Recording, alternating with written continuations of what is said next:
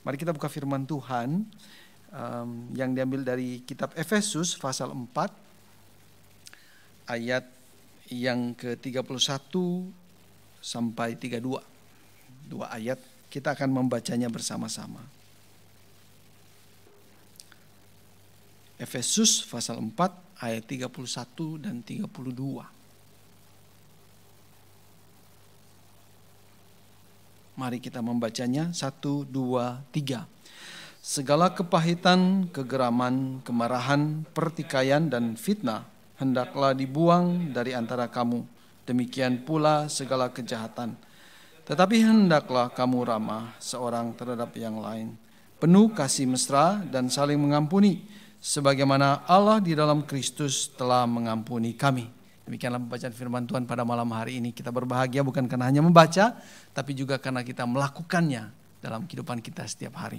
Nah, Bapak Ibu yang terkasih di dalam Tuhan Yesus, dua ayat yang kita baca tadi itu adalah bagian dari perikop yang di dalam Alkitab kita, LAI, diberi judul Manusia Baru. Dari ayat 17 sampai ayat 32. Jadi kalau kita membaca lengkapnya, sesuai dengan konteks dan semuanya itu dari ayat 17 sampai ayat 32. Nah, saya membaginya, kalau kita melihat dari ayat 17, saya membaginya menjadi 3 bagian. Bagian pertama dari ayat 17 sampai ayat 19. Itu Paulus mau di situ menggambarkan orang-orang yang belum mengenal Kristus atau manusia lama. Dan secara singkat Paulus dengan cepat di situ Bapak Ibu yang terkasih menggambarkan bahwa secara totalitas manusia itu jatuh dalam dosa. Kita bisa melihat di situ kata-kata yang dipakai oleh Rasul Paulus, ya. Dia memakai kata pikiran, pengertian, perasaan, ya, lalu kemudian perbuatan mereka yang mengikuti kedegilan hati mereka semua. Ini menunjukkan satu totalitas bahwa enggak ada satupun baik pikiran, perasaan, perbuatan yang enggak jatuh dalam dosa. Itu manusia lama, ya, yang mau digambarkan oleh Paulus. Dan bagian yang kedua kita bisa melihat dari ayat yang ke 20 di situ Bapak Ibu yang terkasih, ya, dimulai dari kata tetapi, ya, jelas Paulus mau mengkontraskan sebenarnya. Ya, dari ayat 17-18 dia mau mengkontraskan bahwa ayat 20 sampai dengan 24 itu bukan lagi manusia lama tetapi manusia baru. Ya. Di dalamnya dia menggunakan bahwa kita sudah mengenal Kristus dan kita sudah menanggalkan manusia lama dan mengenakan manusia baru yang diciptakan menurut kehendak Allah. Kalau yang pertama menurut kehendak manusia, yang kedua ini menurut kehendak Allah. Jadi ada kuasa kebangkitan Kristus yang bekerja, berkarya di dalam diri orang percaya. Ada pembaharuan oleh karena itu, ya. Ada tanda-tanda yang menyertai seseorang yang memiliki kehidupan Allah di dalam dirinya.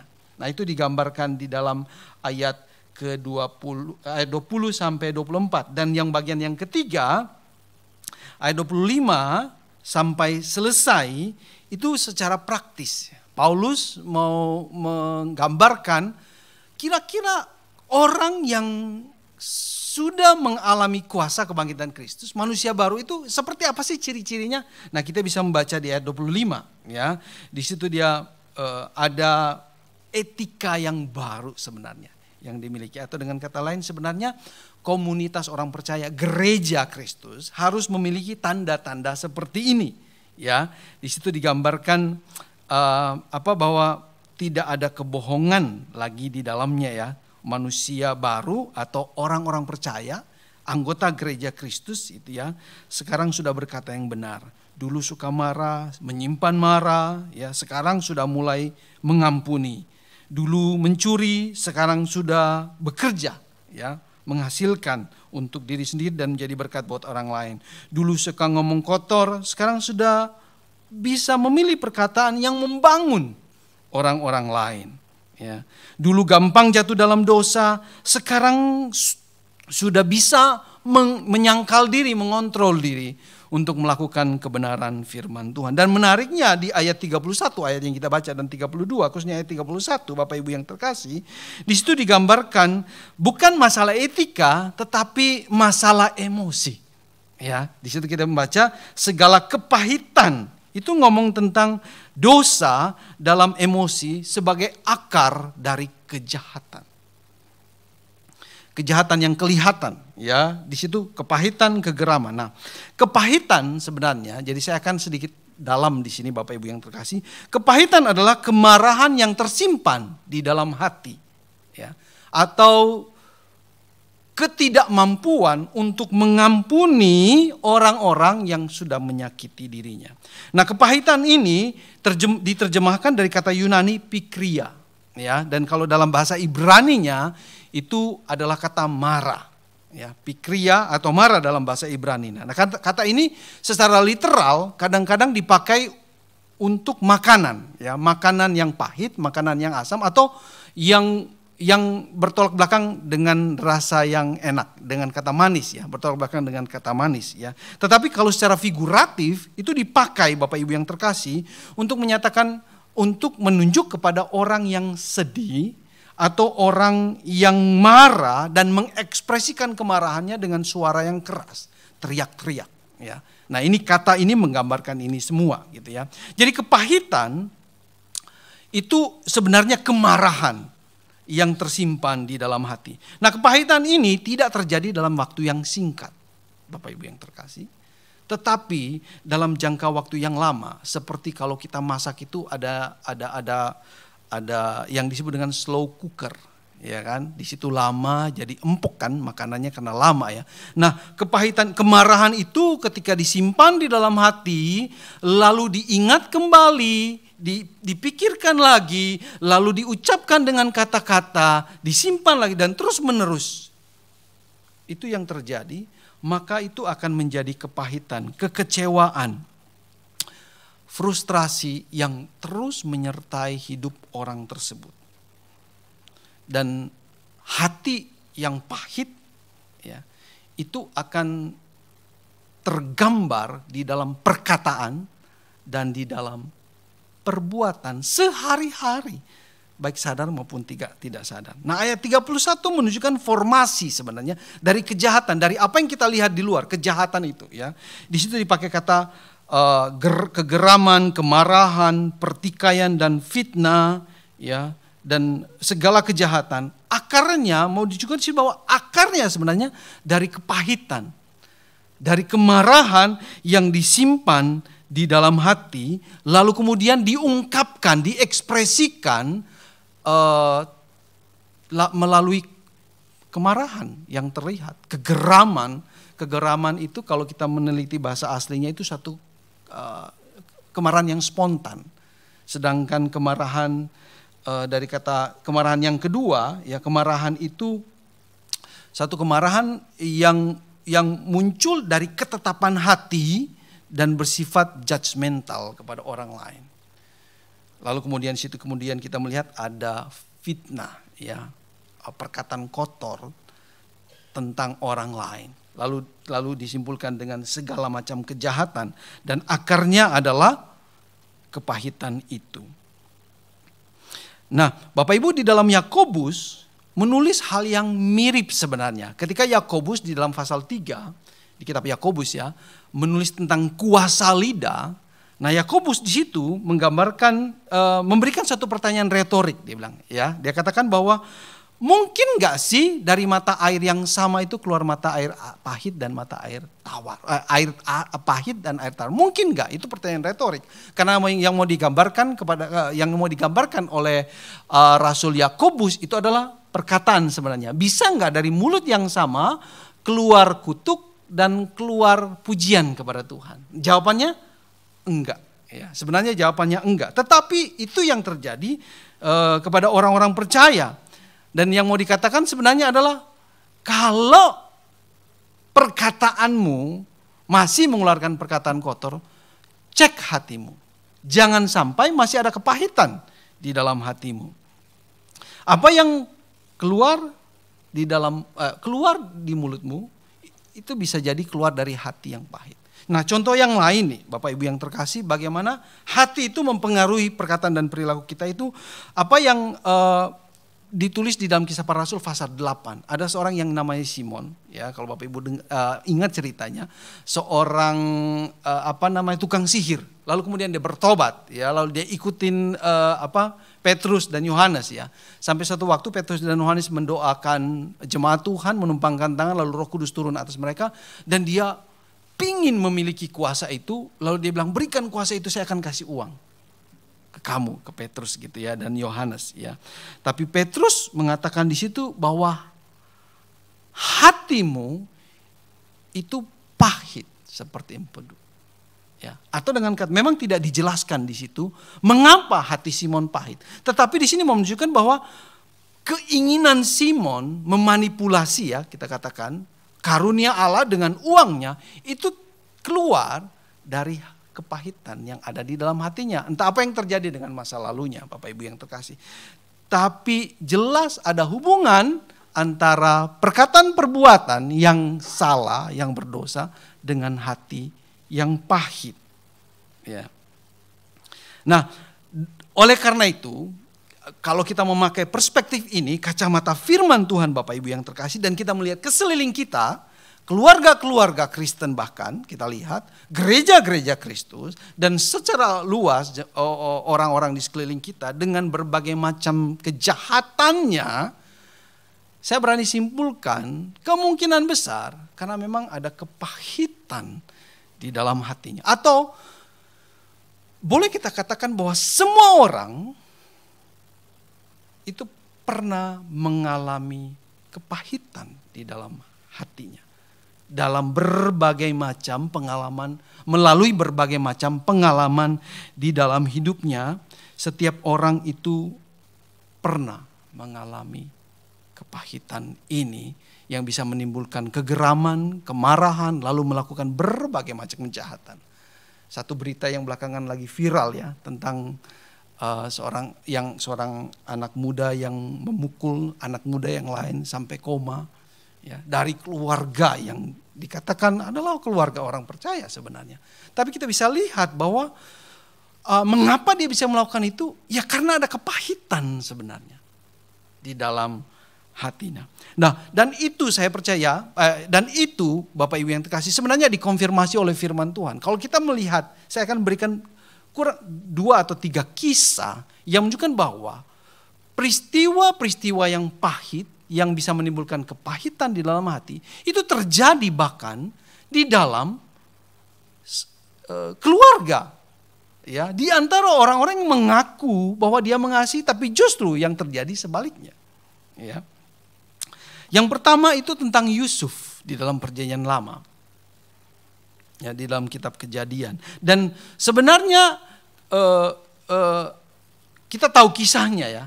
Tetapi kata pahit, ya, kata marah itu justru dipakai ketika Yakub, Bapak Ibu yang terkasih, di Kejadian pasal 49, itu dia memanggil anak-anaknya sebelum dia meninggal, ya, kayak seperti memberikan wejangan, ya, tentang anak-anak itu, ya. Kalau kita ingin mengatakan masa depan mereka, dan di dalam ketika Yakub itu, ya, satu persatu, ya, memberikan kata akhir kepada setiap anak-anaknya, dan ketika dia sampai ke Yusuf, dia sebut itu kata pahit, yang sayangnya di dalam terjemahan LAI itu tidak terlalu jelas terlihat, ya.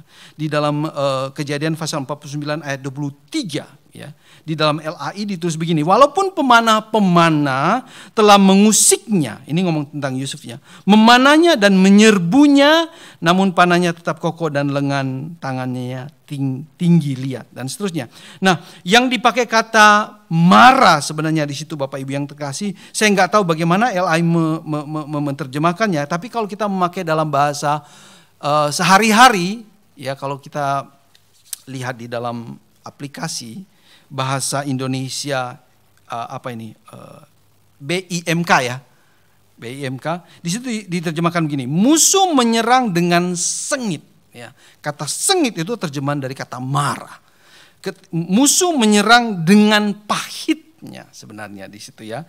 Mengejarnya dengan busur dan panah. Kalau di dalam bahasa Inggris lebih jelas lagi ya. ESV mengatakan begini, the archers bitterly attack him. Ya, jadi kalau LAI terjemahannya itu terlalu soft seakan-akan penderitaan Yusuf itu enggak terlalu bagaimana gitu ya.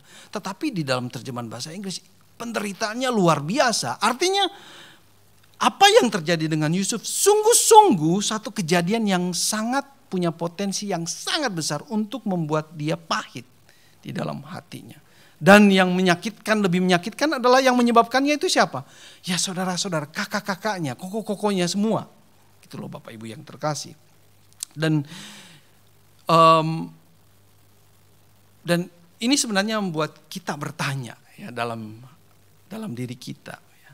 Pernahkah kita mengalami kejadian yang sungguh-sungguh memahitkan hati kita? Di dalam atau di antara orang-orang yang mengaku mengasihi kita atau kita kasihi. Mungkin Bapak Ibu perlu mengingat, merenungkan, mungkin ada kejadian, mungkin ada orang yang membuat kita pahit di dalam hati kita. Di antara orang-orang yang mengasihi kita. Kalau Bapak Ibu ingat cerita orang tua Samuel, Hana, kan suaminya Elkana, ada 2 istrinya. Di situ juga Hana, dipahitkan hatinya oleh Penina karena Hana mandul. Ya, kalau Bapak Ibu baca di dalam 1 Samuel pasal 1. Ya, karena persaingan di dalam keluarga ya, bisa menyebabkan juga kepahitan. Bagaimana dengan keluarga atau lingkungan orang-orang yang mengasihi Bapak Ibu? Saya secara pribadi pernah mengalami itu. Bahkan dari orang tua, dari papa saya sendiri. Saya masih ingat perkataannya. Waktu itu saya kelas 3 SD. Dan kepahitan itu karena masih kecil ya, tertinggal di dalam hati sampai kemudian saya sadari ketika saya kuliah. Tahun kedua kalau nggak salah. Dan Tuhan oleh karena kemurahannya melepaskan saya dari sana. Kejadian yang kedua, Bapak Ibu, itu yang pertama. Kejadian kedua itu kisah orang Israel di dalam kitab Keluaran sebenarnya. Ketika mereka diperbudak di sana. Ya, dan kitab Keluaran pasal 1 ayat 13 mengatakan, lalu dengan kejam orang Mesir memaksa orang Israel bekerja dan memahitkan hidup mereka dengan pekerjaan yang berat. Ya. Jadi sama seperti kejadian 49, pengalaman pahit adalah kenyataan hidup. Jadi kenyataan, pengalaman kita sendiri. Ya. Dan oleh karena itu kita tidak bisa menyangkalnya. Jadi bukan sebuah pengalaman subjektif, karena respon saya. Tapi memang itu suatu kejadian yang objektif, yang bisa menyebabkan orang sakit. Dan kali ini kalau kita melihat ke kitab Keluaran, ya orang Israel kita bisa katakan di tempat kerjanya.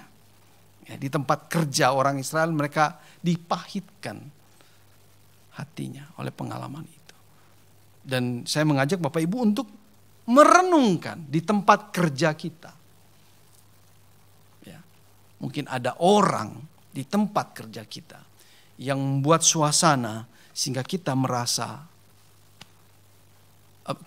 mengalami kepahitan dan menyimpannya di dalam hati.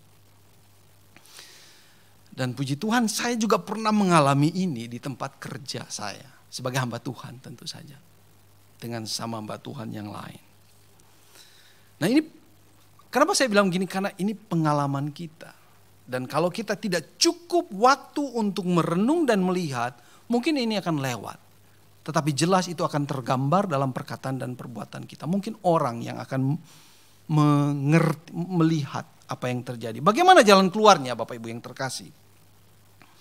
Tentu kita harus mengalami pengampunan Yesus Kristus. Saya percaya itu nomor satunya. Ya ketika saya mengalami kepahitan dengan papa saya belum percaya Kristus. Saya ke gereja tapi belum mengalami kelahiran baru. Justru ketika saya disembuhkan, di sanalah kelahiran baru itu terjadi. Jadi Bapak Ibu bisa melihat bahwa sebenarnya kepahitan itu punya implikasi yang sangat dahsyat. Karena kerohanian kita itu nggak bisa bertumbuh. Dan kita cenderung menceritakan hal-hal yang jelek. tentang orang itu tanpa kita sadari sebenarnya dalam kehidupan kita setiap hari. Jadi oleh karena itu jalan keluar yang pertama yang penting adalah mengalami pengampunan dari Yesus Kristus. Artinya kita percaya kepada Yesus Kristus. Mata kita dicelikkan kepada besarnya dosa-dosa kita. Kita tahu bahwa dosa kita itu begitu besar. Utang kita kepada Allah itu terlalu besar untuk kita bayar. Oleh karena itu Yesus perlu melakukannya karena kita tidak mampu sendiri. Dan pengorbanan Kristus ini bukan saja memenjadikan mata kita terhadap besarnya dosa-dosa kita, tapi juga mencelikkan mata kita terhadap besarnya kuasa kasih Allah kepada kita. Sehingga kita merasa saya enggak layak, tetapi toh kita mengalami Tuhan itu sayang sama saya. Walaupun saya enggak layak. Paulus berdoa, ya kita baca di dalam kitab Efesus ini pasal 3 ya. Paulus berdoa supaya orang-orang percaya itu berakar dan berdasar di dalam kasih. Ya kasih Kristus tentu saja ya. Supaya kalau kita membaca di situ dia katakan supaya kita mengalami betapa lebarnya dan panjangnya dan tingginya dalamnya kasih Kristus dan dapat mengenal kasih itu walaupun sekalipun itu melampaui segala pengetahuan. Nah, di sini mistisnya ya. Walaupun itu melampaui segala pikiran tetapi kita bisa mengenalnya. Nah, di situ sebenarnya kita melihat keajaiban mujizat terbesar ketika kuasa Kristus yang bangkit dari kematian itu dinyatakan oleh Roh Kudus dalam hidup kita. Dan Paulus katakan inilah kepenuhan Allah. Jika kita menjadi pribadi yang memahami dalamnya kasih Kristus dan menjadi pribadi yang penuh dengan kasih. Itu nomor 1. Dan pengalaman saya dalam mengatasi 2 kepahitan yang saya share tadi Bapak Ibu yang terkasih itu juga karena intervensi dari Allah sendiri. Gitu ya. Sehingga saya dilepaskan dari belenggu kemarahan kepahitan yang membuat saya seperti orang cacat ya. Jadi ketika kita mengampuni ini menjadi dasar kita ya. Kita tidak membiarkan pengalaman-pengalaman kepahitan itu, kalau boleh saya katakan pengalaman traumatis itu yang mendikte kita untuk berkata atau berbuat sesuatu. Bukan pengalaman-pengalaman itu yang mengarahkan kita untuk berkata atau berbuat. Bukan. Tetapi kuasa Kristus. Ya, saya harus bertindak dan berkata sebagai seorang manusia baru di dalam Kristus. Bukan lagi pengalaman-pengalaman kepahitan itu. Jadi kita bisa memilih. Kenapa? Karena ada kuasa kebangkitan Kristus. Kita tidak mau pakai pengalaman pahit itu, tapi kita mau pakai pengalaman kita bersama dengan Yesus. Saya harus sangat yakin bahwa apa yang dilakukan Yesus lebih besar kuasanya, lebih manis rasanya, lebih kuat pengaruhnya terhadap keberadaan hidup saya.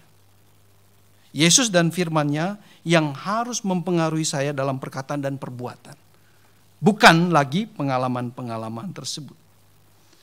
Jadi jelas Bapak Ibu yang terkasih, ini menuntut total. Tadi Paulus menggambarkan manusia lama totalitas kepada dosa. Sekarang manusia baru totalitas kepada Yesus. Yesus yang manis, Yesus yang terindah, Yesus yang paling berkuasa. Dan oleh karena itu kita harus mengenal Yesus. Tanpa mengenal Yesus, maka hal ini tidak mungkin akan terjadi. Jangan biarkan kita mengingat pengalaman-pengalaman pahit yang bisa menimbulkan kebencian yang semakin besar, kemarahan yang semakin besar. Sebaliknya sibukkan dirimu dengan mencari tahu tentang Yesus Kristus. Nikmati manisnya firman Tuhan. Kita harus setuju bahwa firman Tuhan itu manis. Bapak Ibu yang terkasih. Dalam pembacaan firman Tuhan yang teratur setiap hari, Tuhan akan menyingkapkan kepahitan-kepahitan yang lain yang mungkin tertimbun di dalam hati kita. Otomatis. Dan saya mengalami ketika saya membaca firman Tuhan secara teratur, Bapak Ibu yang terkasih, dia menyingkapkan perbuatan-perbuatan saya yang bisa menyakiti. Yang saya ingat waktu itu adik saya, waktu kita masih kecil gitu ya, kita main dan kayaknya nakal sekali saya rasa ya ketika saya membaca dan kemudian ingat itu.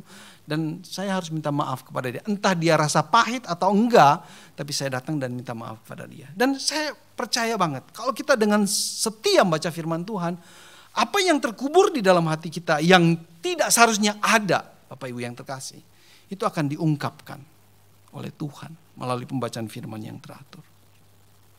Selain itu ya, selain baca firman, yang kedua, kita perlu menceritakan pengalaman-pengalaman pahit ini kepada orang yang kita percayai. Jadi jangan dipendam.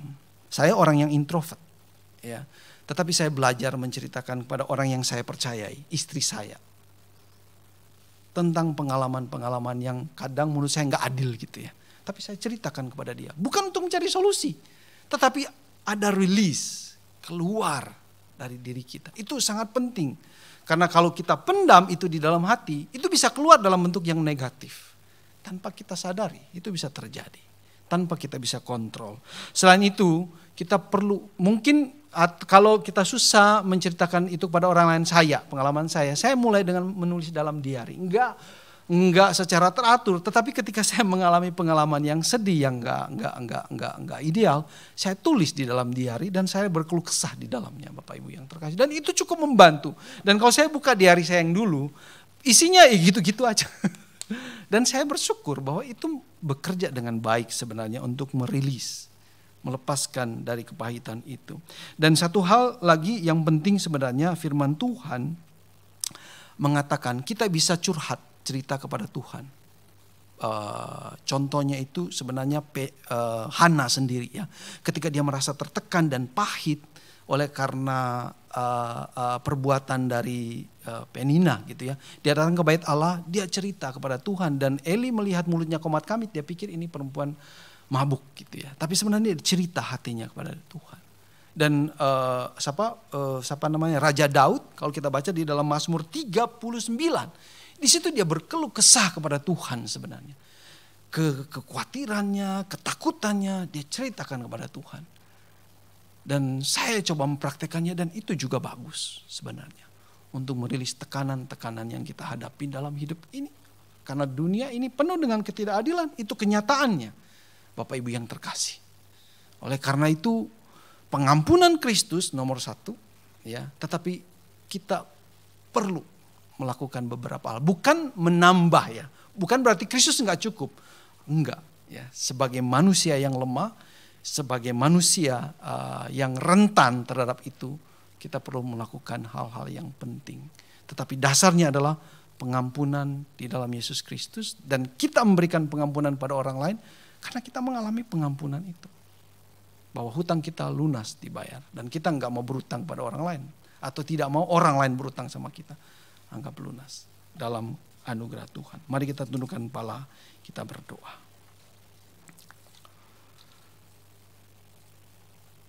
Kami sungguh bersyukur kami berada di dalam pelukan Kristus.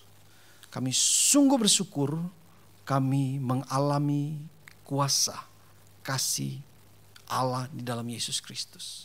Sehingga mata kami dicelikan untuk melihat hal-hal yang seharusnya tidak ada di dalam hati kami selain kasih Allah. Kami bersyukur untuk firman-Mu Tuhan. Kuatkan dan teguhkanlah kami dalam keseharian hidup kami, agar kami tekun mencari Kristus, mengenal Kristus, mendalami Kristus, dan biarlah kuasa Kristus itu menyingkapkan kepahitan-kepahitan yang kami sudah alami, yang mempengaruhi pertumbuhan iman kami, yang mempengaruhi relasi kami dengan orang-orang lain. Kami menyerahkan hidup kami sekali lagi ke dalam tangan Tuhan. Kiranya Tuhan menolong kami hidup di dalam dunia yang penuh dengan macam-macam cobaan ini. Di dalam nama Tuhan kami Yesus Kristus kami berdoa, kami bersyukur. Amin.